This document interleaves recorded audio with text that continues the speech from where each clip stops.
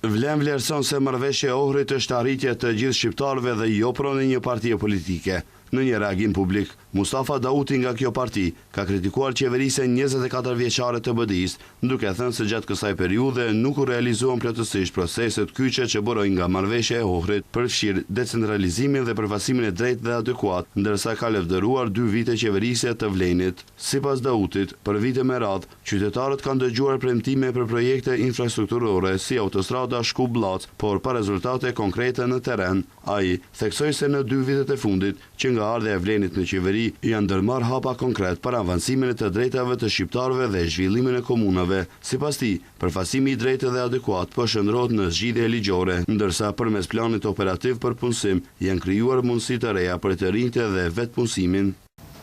Për 24 muaj prej kur Vlen mori besimin e shqiptarëve për t'i përfaqësuar dhe sot, kur shënojmë 2 vite nga ky besim, kemi hapur procese që BDI nuk i hapi për 2 dekada.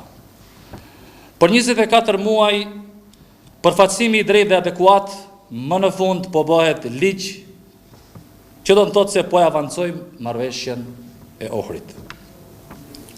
Për 24 muaj, përmes planit operativ për punësim një aset i çmuar i qeverisjes së Vlenit, po hapim mundësi për punësim, vetpunësim dhe mbështetje të rinjve që të ndalim hovin e shpërnguljeve.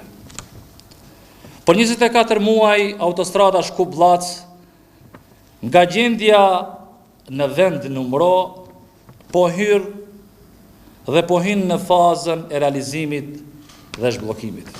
Si sukses të madh, Dauti përmendi edhe sigurimin e 100 milion eurove për më shumë se 1200 projekte komunale. Ai shtoi se gjatë kësaj periudhe janë zgjidhur edhe çështje në arsim, përfshirë statusin e medresanteve, zyrtarizimin e 3 fakulteteve dhe investimet në Universitetin Nën Tereza.